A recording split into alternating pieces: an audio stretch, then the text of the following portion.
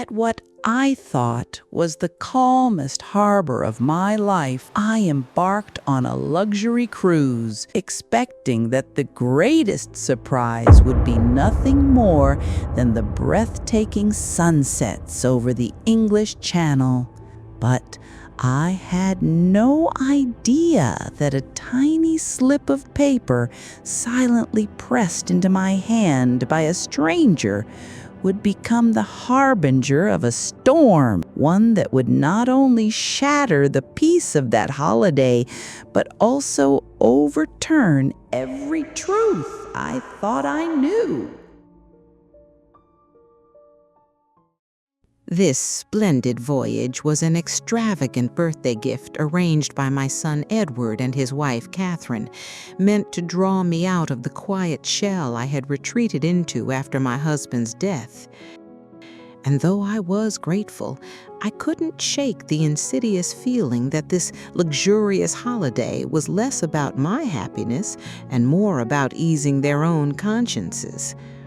The first shock of stepping aboard that floating palace, a world so far removed from my quiet life, felt almost like stepping into a film.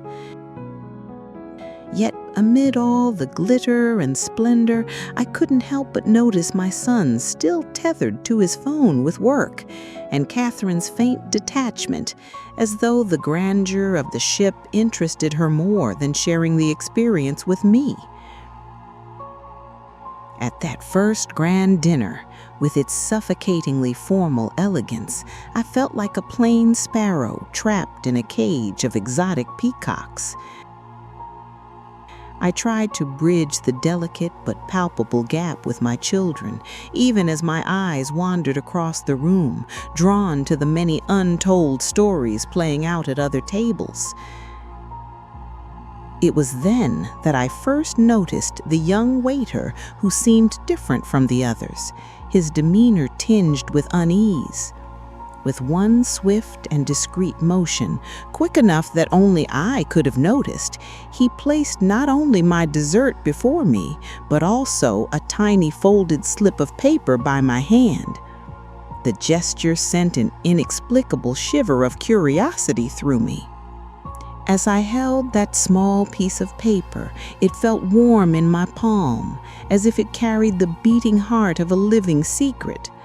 I tried to engage with my children's cheerful but shallow chatter, but half my mind was entirely consumed by this sudden mystery, so at odds with the noisy elegance of the dining hall. Each step I took afterwards seemed heavier under the weight of that secret in my hand, as though the ship's sturdy deck had turned to thin ice, carrying me into unknown waters. And though my children's self-absorption might normally have saddened me, in that moment it felt like an unintended gift, granting me the chance to unravel the mystery alone. When I finally opened the note, I was confronted not with a warning of any tangible danger, but with a cryptic, chilling message that seemed to turn my own perceptions against me. The cold dread that settled in me went far beyond curiosity. It was a subtle fear that shook the very foundations of the glittering world I stood in. The vague but pointed reference to them instantly conjured in my mind the image of my closest kin, Edward and Catherine. The thought of such a betrayal, so monstrous and absurd, struck me with immediate horror, and I dismissed it at once. Yet denial could not erase the poisonous seed of suspicion that had already taken root in my heart. Alone in that lavish, seemingly safe cabin, I felt like a solitary passenger cast adrift in the middle of the sea, armed only with an anonymous warning that whispered that the world around me, and perhaps even my own family, might no longer be trusted. And in that moment, I realized this holiday was no longer an innocent escape, but a dangerous voyage into the unknown, one that would test the very boundaries of what I believed to be true. Neither the bright morning sun nor the cheerful laughter of the other passengers could lift the icy fog of suspicion pressing down on my heart. On the contrary, all the dazzling life of the ship now felt like a brilliantly lit stage, one where I was forced to scrutinize my own children, searching behind every polite smile and every casual gesture for the hidden cracks that might betray whether the warning note in my pocket was not the rambling of a madman, but a raw and painful truth. My secret and ultimately fruitless attempts to track down the young waiter who had become the compass of my new paranoia led me only into a wall of professional indifference and evasive answers from the other staff. Far from reassuring me, this only deepened the mystery and strengthened the unsettling conviction that the boy had not simply vanished by chance,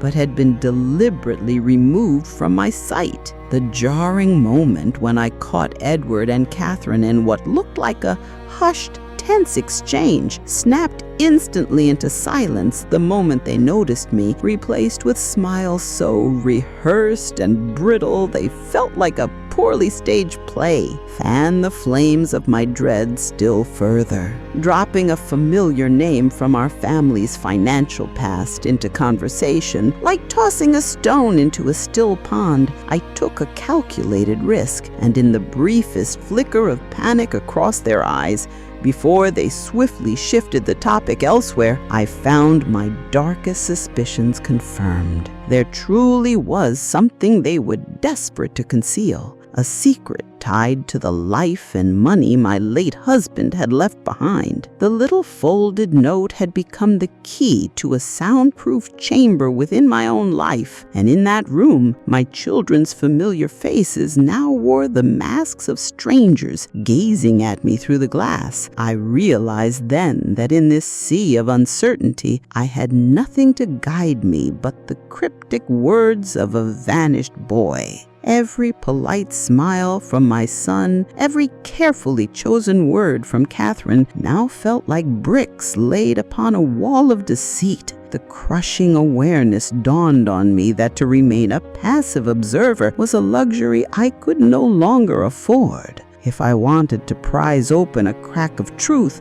I would have to step over the line and actively search for the evidence they were hiding.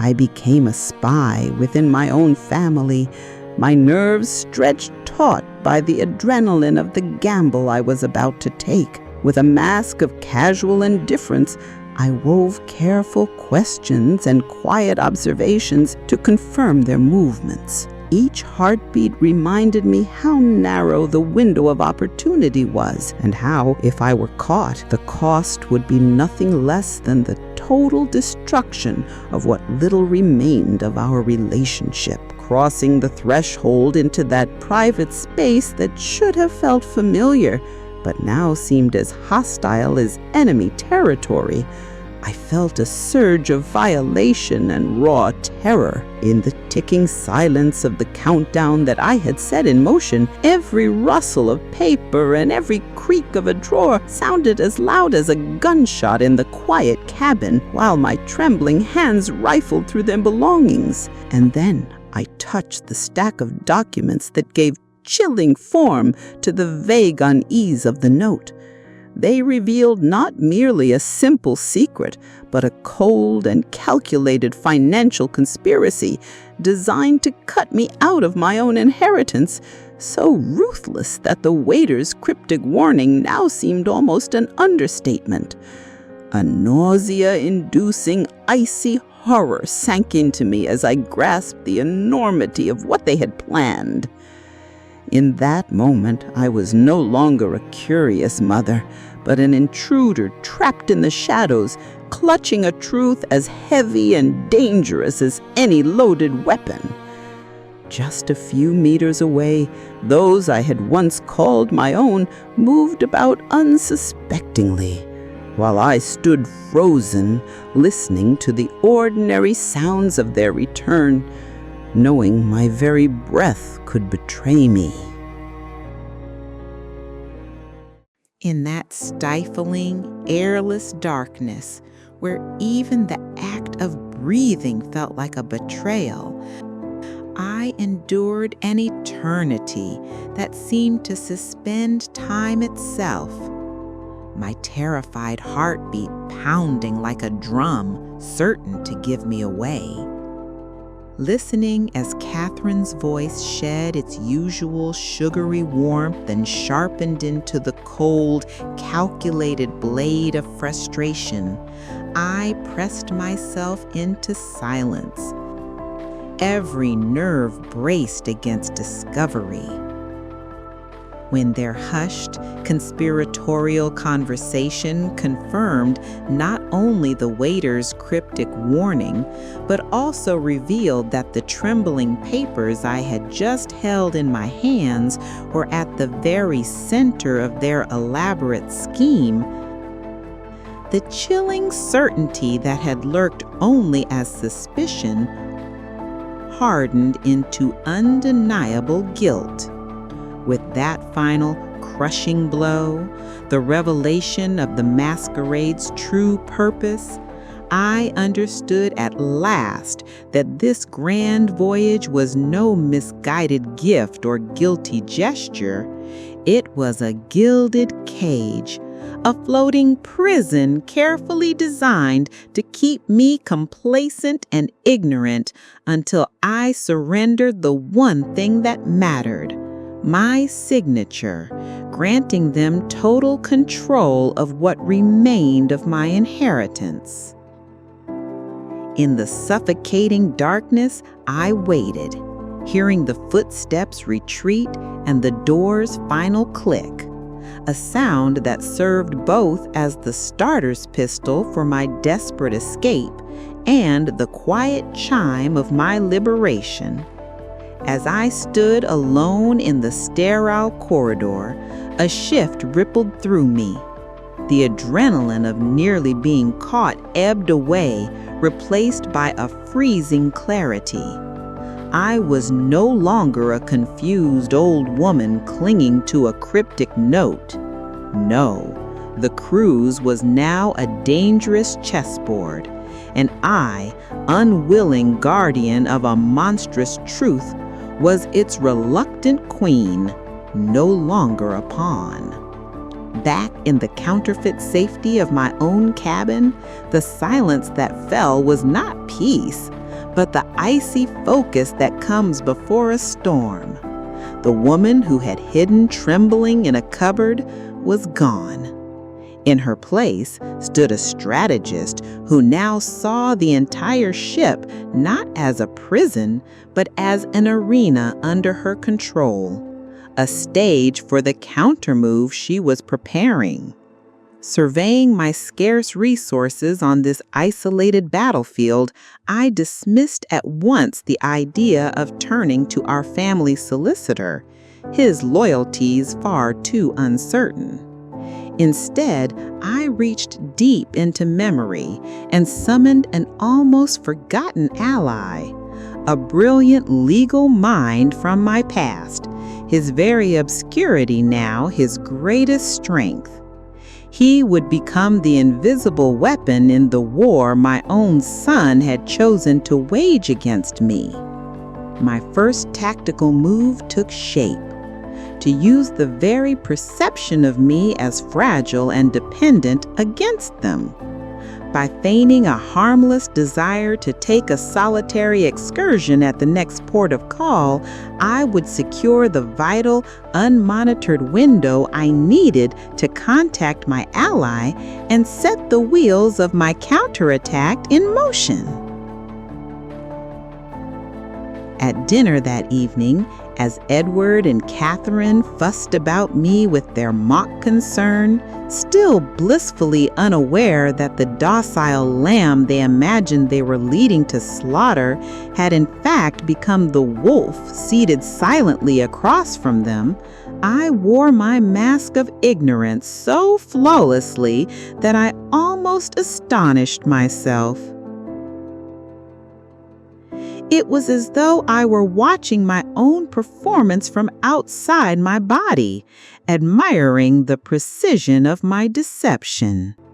By the time I laid out the map of my small but crucial mission for the following day, I knew with absolute certainty that the trusting, unsuspecting woman who had boarded this ship only days before was gone forever. In her place now stood a cold and calculating queen, ready to stage a gambit her enemies could never anticipate, using their own chessboard against them.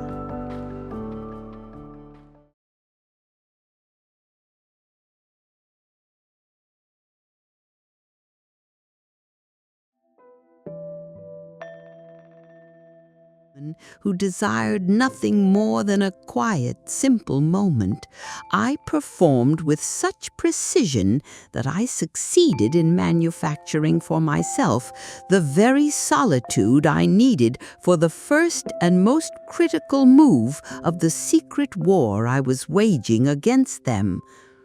This fragile performance was crafted to appeal equally to their guilty consciences and to their selfish longing for freedom from my presence. Though outwardly calm, my heart beat with the paranoia of a fugitive as I stepped ashore in that sunlit foreign port, searching for a discreet corner where I could make the most important call of my life. Every gaze on me felt too sharp, too focused, as though the invisible net I was sure my son had already cast around me might tighten at any moment, even here.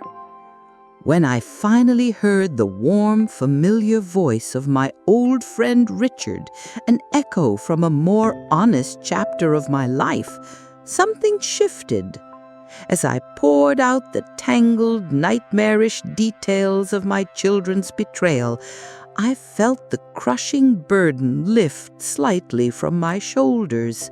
What had been a solitary weight became at last a shared cause, something that could be acted upon rather than merely endured. Richard's calm, authoritative instructions cut through my fear like a lighthouse beam through fog.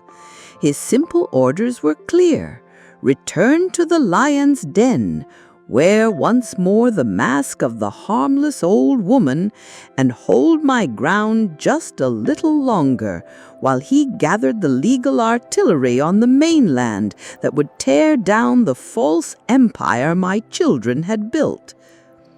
As I walked back toward the floating prison, though it now felt less like a cage and more like a strategic battlefield where I had a vital role to play, I sensed the profound shift within me. I was no longer merely a queen cornered in defense of her life. I was a forward operating base in a war fought on two fronts, a humble Trojan horse silently sailing back into the enemy's camp. During the surreal reunion on deck, I handed over a few cheap trinkets I had bought as proof of my innocent afternoon, while my mind replayed that urgent call with Richard, an echo from a more honest chapter of my life that had armed me with a hidden strength I now had to conceal behind the most convincing performance of maternal vulnerability I had ever given. Their side made the first move across the chessboard that evening when they carelessly mentioned some paperwork, the very kind I now knew, thanks to the documents I'd seen and Richard's warning, must be the predatory power of attorney they so desperately needed. I forced myself to wave away the subject with the distracted, careless hand of an elderly woman lost in the joys of her holiday, drawing strength from the deep, secret well of composure I had discovered within myself. That night, as I stood before the mirror rehearsing the mask of frailty I would have to wear for the rest of this voyage, I felt the painful division in my heart. For the man I was deceiving was no stranger. It was my own child, once the child in whom I had placed my hopes for the future, now transformed by greed and weakness into my most dangerous adversary. In this exhausting psychological battle, I learned to wield their own expectations and memories as both shield and sword. By weaving stories of our happier past, not for nostalgia's sake, but as strategic reminders of the emotional cost of their crime, I bought myself precious time with every carefully chosen anecdote. As the steady thrum of the ship's engines vibrated beneath my feet, I realized I was no longer a helpless passenger carried toward her own doom. I was the quiet partner of a far greater and more powerful machine of justice, whose gears had already begun to turn, slowly, inexorably, against the two unsuspecting conspirators sleeping just a few cabins away. The first ripple of Richard's legal maneuver struck the calm, deceptive waters of our voyage like a sudden storm, shattering in an instant the polished mask of the successful businessman my son had so carefully crafted. Beneath it, I saw not a strategist in control, but a cornered gambler, desperate and exposed from a safe distance, with the cold detachment of a scientist observing a predictable chemical reaction.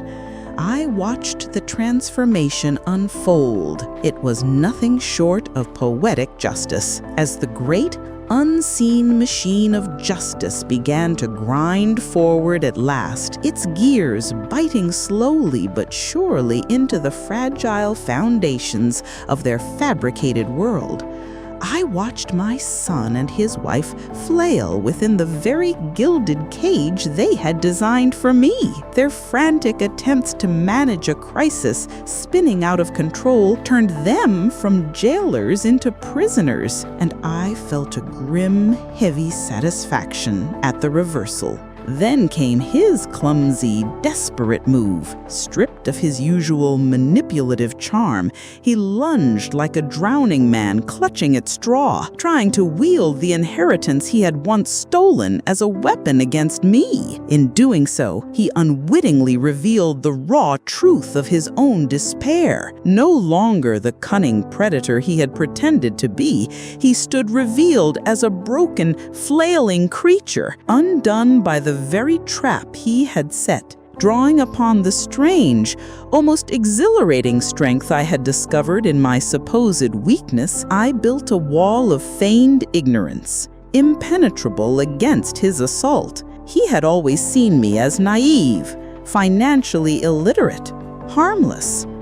Now I turned that perception into armor, leaving him weaponless, unable to press his demands further without laying bare the monstrous reality of his intentions. The battle had reached its turning point. Panic had overtaken strategy, forcing him into an early, clumsy attack that not only failed, but exposed his position entirely. And so, I was no longer the beleaguered defender of a besieged truth, but the triumphant queen, waiting with calm patience for the inevitable checkmate.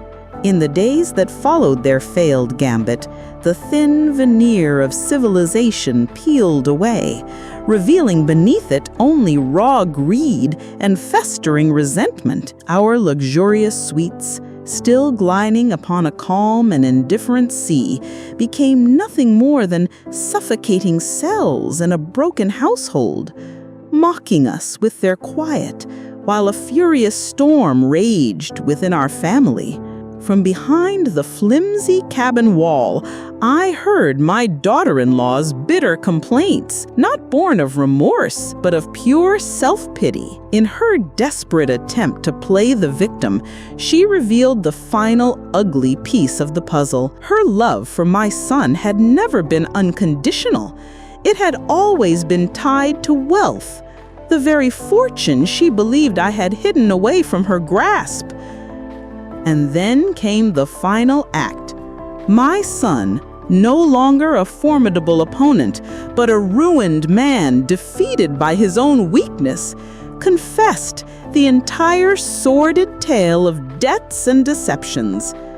I listened, not with triumph, but with the deep, aching sorrow of a mother, bearing witness to the complete moral collapse of her own child.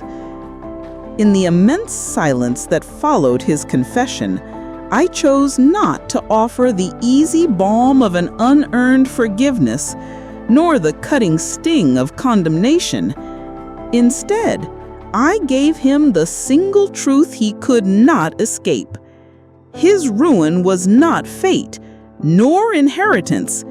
It was the direct result of his own choices, a weight I neither could nor would lift from his shoulders. As the ship finally turned for home, I reached a bitter understanding of my victory. Yes, I had protected my inheritance. Yes, I had uncovered the truth, but I had also been forced to witness my son's ruin, a tragedy that forever stained the taste of triumph with the ashes of grief. A necessary outcome, but one that left me mourning a child I had, in a sense, lost for the second time. The silence of that final morning at sea was no longer the tense, watchful quiet of a Cold War, but the hollow, echoing stillness that settles over a battlefield once the fighting has ceased. All that remained was to gather the remnants of a journey that had begun as a gilded trap and ended as a family tragedy, and to walk away. In the midst of the disembarking crowd, I saw my son and daughter-in-law standing apart, the physical distance between them a perfect mirror of the vast emotional gulf that had opened. In that painful yet clarifying instant, I understood with a mother's weary certainty that their so-called partnership, built only upon the promise of my inheritance, had dissolved into dust the moment the money slipped from their grasp, leaving nothing but emptiness behind. In stark contrast to the emotional wreckage of my family, I felt an immense relief in the steady presence of my old and loyal friend Richard, waiting firmly on solid ground. In the simple, unadorned gesture of his hand extending those legal papers to my son, I witnessed the masked performance end at last, and the cold, concrete consequences begin. The formal transfer of power stripped of pretense. On that chaotic pier, in the heavy silence of the final glance between my son and me, there was no forgiveness, no peace. Only the closing of a door, a farewell laden with the weight of a lifetime of love and a universe of disappointment, before I turned toward my own uncertain yet untainted future. As I walked away from the great, monstrous ship, I felt as though I were shedding an old, heavy skin. I had boarded as a pawn in someone else's desperate game, a prisoner of truths I had not yet uncovered. I departed as a solitary queen, sovereign over my own destiny, forced to sacrifice even her own son upon the chessboard to preserve the kingdom of her soul. The quiet recognition from Richard, no grand speeches, Just the grounding weight of a few simple words was like an anchor pulling me back from the whirlpool of grief into the sober harbor of the present moment. His calm acknowledgement of the storm I had weathered, without pity or dramatics, steadied me. As he methodically laid out how my son's reckless greed had driven him into fatal mistakes, errors that not only cost him the prize, but left behind undeniable evidence that we could dismantle his false empire in court, I felt my focus shift from the heavy, shapeless grief of a mother to the sharp, clear lines of legal strategy. When Richard proposed a course of action that offered not the fiery satisfaction of vengeance, but the quiet necessity of restitution, I was forced to swallow the bitter pill of choice. To pursue justice that might see my son behind bars, or to accept the bleak mercy of financial restoration in exchange for his ruined freedom. With a weary clarity, I knew my decision did not arise from some sudden resurgence of maternal forgiveness for the man he had become. It was born instead from the deep, enduring love I still carried for the child he once was, and perhaps selfishly, from the need to protect my own future peace from being forever scarred by the image of my son locked in a prison cell. As I stood once more before my own front door, I understood that my return was not an ending, but a true beginning. The storm of revelation, with all its chaos and violence, had finally passed. Ahead lay the longer, quieter, and perhaps more difficult work. Learning to live with the consequences of truth and rebuilding a life not upon the ashes of revenge, but upon the steady ground of justice and hard-won peace. In the weeks following my return home, my life settled into a new rhythm, broken only by Richard's calm, methodical phone updates, the distant, clinical drumbeats of a war now being fought on my behalf by men in suits, and I realized that my task in the shadow of that battle was not to fight further, but to attempt something infinitely more complex, to rebuild a personal peace. When I received the unsurprising yet still heavy news that my daughter-in-law had abandoned my son with brutal swiftness, the final act of self-preservation, I saw confirmed what I had already suspected back in that cabin, that their entire union had never been a bond of love, but a convenient alliance of interest, destined to shatter into a million pieces the moment the illusion of wealth was stripped away. Reading my son's court-mandated apology brought with it a hollow, impersonal emptiness. Every word of remorse felt counterfeit, like false currency, clearly drafted by lawyers, devoid of real feeling. It only served to emphasize the vast, unbridgeable gulf between the cold mechanics of legal restitution and the much rarer, perhaps impossible notion of true moral reconciliation. As I watched the stolen fortune reappear in my account as mere digital figures, I felt a deep, unsettling clarity that while those numbers represented security and a concrete victory, they held no power to repair the structural damage done to the very foundation of my life, the part of a mother's heart where her child is meant to live. I understood then that my true healing would not be found in Richard's carefully managed legal documents or in bank statements.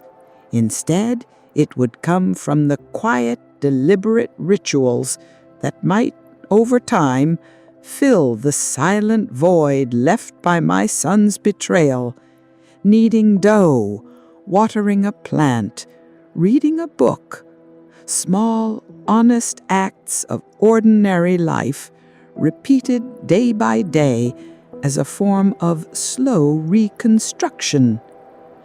As I rediscovered the textured beauty of a world I had long perceived only through the heavy gray veil of suspicion and grief, I found myself startled by how even the most ordinary details revealed themselves with a clarity so sharp it felt almost sacred, like seeing color for the very first time. Immersing myself in the prose of long-dead writers, allowing their words to carry me into different lives and worlds, I found a profound solace. It reminded me that my own painful story, however immense it loomed in my life, was still just a single drop in the immeasurable ocean of shared human experience.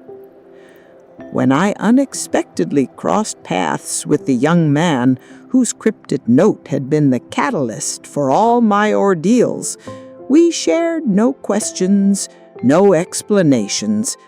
Only a simple, wordless recognition passed between us, an acceptance that we had each played our small, necessary parts in the unraveling of a vast and terrible truth, and that both of us, in our own ways, had survived.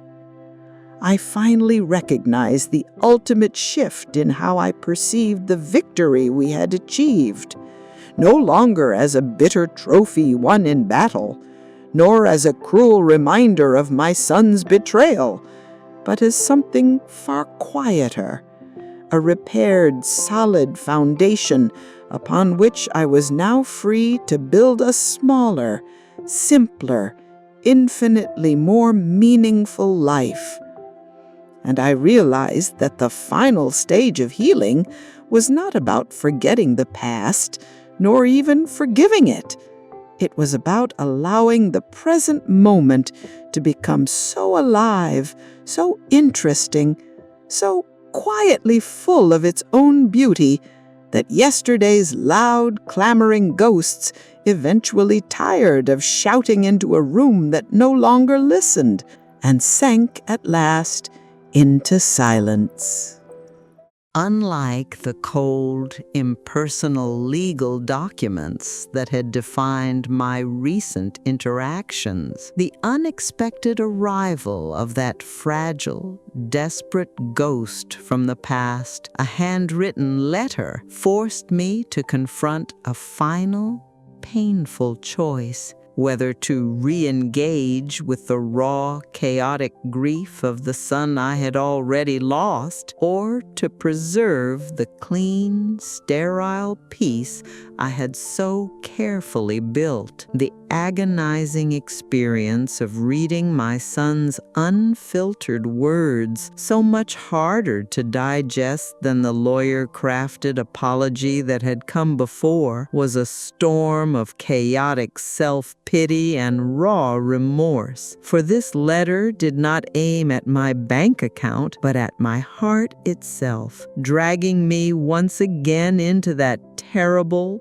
permanent, and undeserved love a mother feels for her child, no matter how grievously he has wronged her. As the long internal debate raged within me whether to let instability and pain back into my life, it became clear that this was not a question of whether he deserved forgiveness, but whether the harbor of peace I had finally reached was worth risking asking for a man who had already proven himself once before to be a storm. And so, in my final reply, I offered not the easy absolution he craved, but perhaps a harder and paradoxically more loving truth that while a mother's bond of love will always remain in some corner of my heart, the bridge of trust between us had been burned beyond repair in this lifetime, and he would have to walk his road of penance alone. In reaching this ultimate understanding of forgiveness and healing,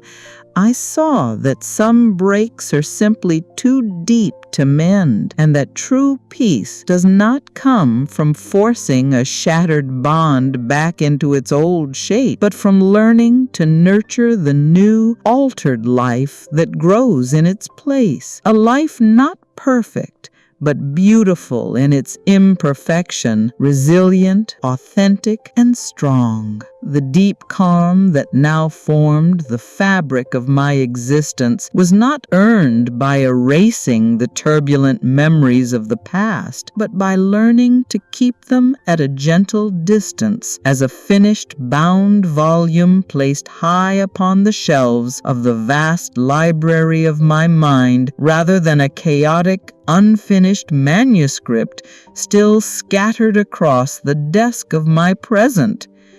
In the simple and joyful act of watching my daughter and her child continue the legacy I had reshaped, I saw how the merciless cycle of betrayal and pain begun by my husband had not only been halted by my own actions, but reversed, transformed into a new inheritance of quiet strength, open communication, and the honest labor of tending a garden together. Though my husband's actions had stolen decades of the life I thought I possessed, I came to realize that, without meaning to, he had left me a greater gift, the unbreakable knowledge of my own resilience. He had forced me to discover a depth of character and capacity for survival that might otherwise have slept forever in the comfortable limits of an unexamined, happy life. And in the quiet irony of my friendship with the young man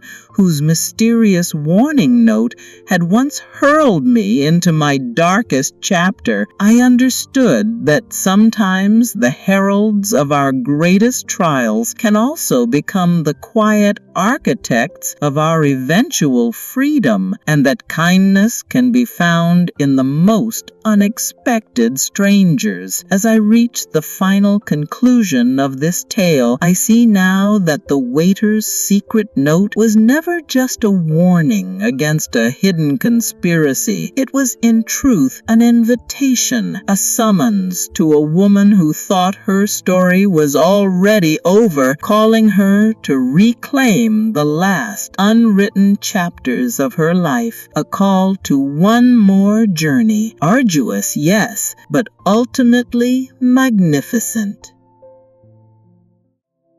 When I look now upon the vast, unpredictable ocean that was once the stage for my deepest fears, I no longer see it as a prison or a place of deception. I see it instead as a boundless and beautiful metaphor for life itself, with its hidden depths, its sudden storms, and at last the profound stillness that settles when the great tempest has passed. I want you to understand that the mysterious note I received was not merely my private curse, but a version of a summons that comes to us all in different forms: a sudden crisis, an unexpected loss, a whispered truth, moments that force you to question the very map by which you have navigated your life and demand the courage to steer your vessel into uncharted and often terrifying waters. What I learned is that the greatest treasures found in such a voyage are not reclaimed fortunes, nor even vindication in the eyes of others, but the quiet, unbreakable bonds forged in the heart of the storm, and the startling discovery of one's own resilience, something only revealed when survival leaves you no other choice. I hope you see now that true freedom is not a harbor at which you arrive, but a way of traveling.